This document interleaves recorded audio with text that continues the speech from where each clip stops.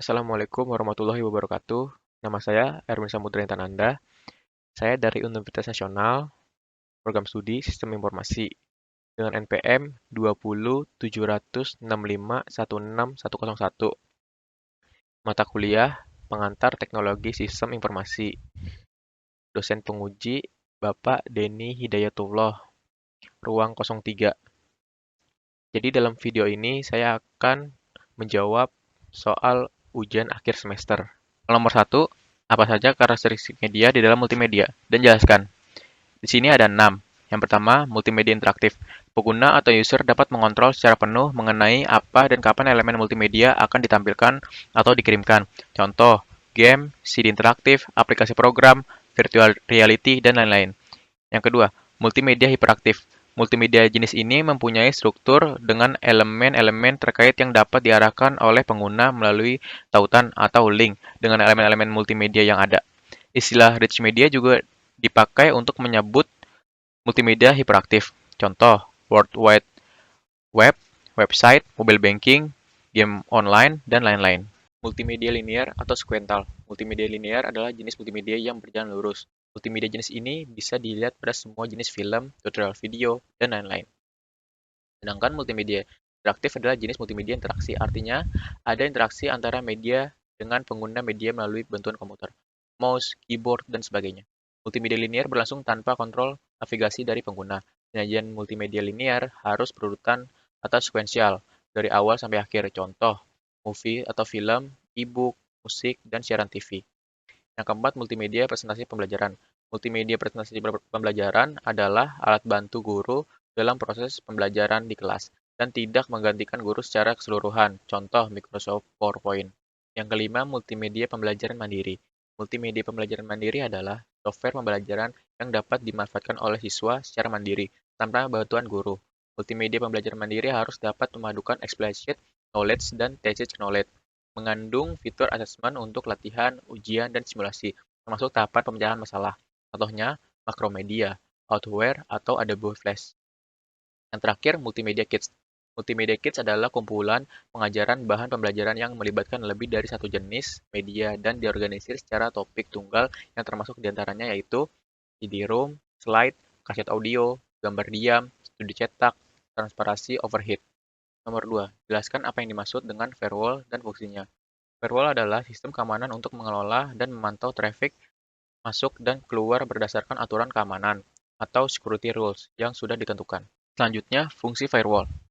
Di sini ada 5. Yang pertama, menjadi pengontrol dan pengawas paket data yang masuk dalam jaringan. Firewall harus dapat menjadi pengatur, penyaring, dan juga pengontrol lalu lintas data yang dapat masuk untuk mengakses atau membuka jaringan privat yang telah dilindungi firewall. Yang kedua, firewall wajib mengecek dan memeriksa terlebih dahulu paket data yang akan melalui jaringan privat. Yang ketiga, melaksanakan autentifikasi kepada akses data. Yang keempat, memeriksa lebih dari sekedar header paket data.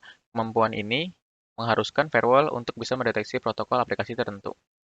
Yang terakhir, melakukan pencatatan pada semua transaksi dari seluruh peristiwa yang terjadi di dalam firewall. Ini dapat membantu sebagai pendeteksi dini akan kemungkinan peretasan jaringan. Selanjutnya nomor 3, jelaskan aspek-aspek keamanan komputer. Yang pertama, privasi, yaitu suatu yang bersifat rahasia. Intinya, yaitu pencegahan agar informasi tersebut tidak diakses oleh orang yang tidak berhak. Yang kedua, confidentiality, yaitu data yang diberikan kepada pihak lain untuk tujuan khusus tetapi tetap dijaga penyebarannya. Yang ketiga, integrity. Penekanannya merupakan sebuah informasi tidak boleh diubah kecuali oleh pemilik informasinya. Yang keempat, authentication, yaitu ini akan dilakukan sewaktu-waktu user login dengan menggunakan nama, user, dan passwordnya. Apakah cocok atau tidak? Apabila cocok diterima, jika tidak akan ditolak. Yang kelima, availability. Aspek ini yaitu berkaitan dengan apakah sebuah data tersedia saat dibutuhkan atau diperlukan. Selanjutnya nomor 4. Menurut Anda, benarkah teknologi informasi menggantikan peranan manusia sehingga akan mengurangi kebutuhan pekerja manusia? Jelaskan argumen Anda.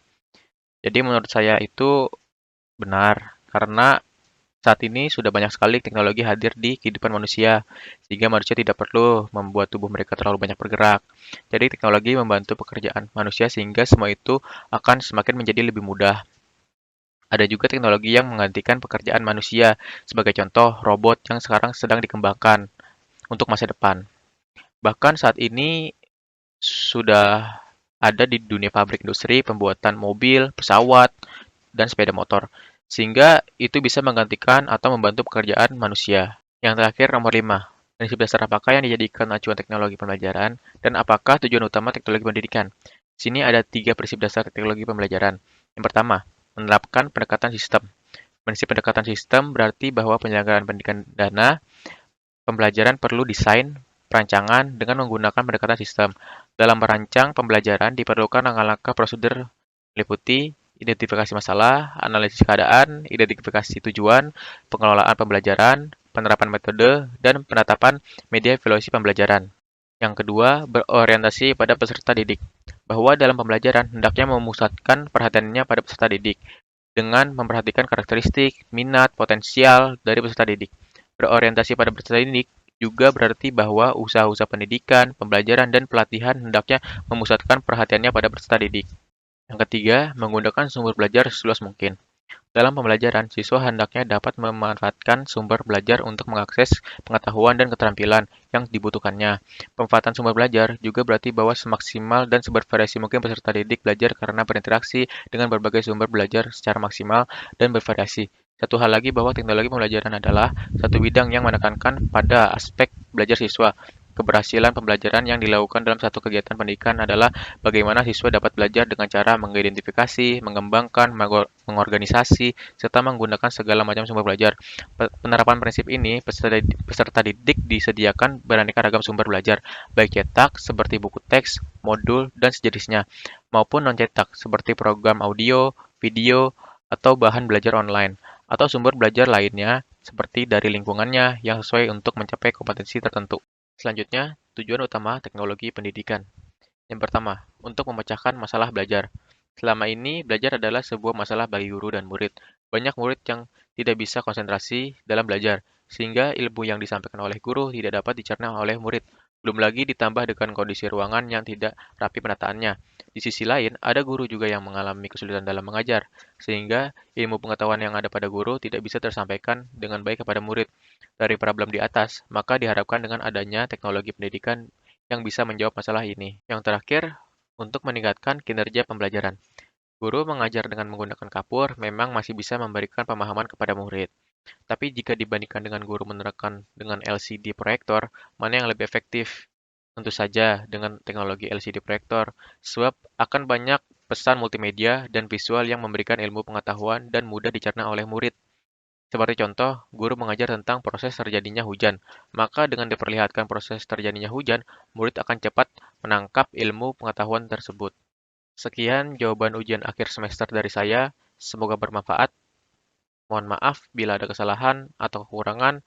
Saya ucapkan terima kasih. Assalamualaikum warahmatullahi wabarakatuh.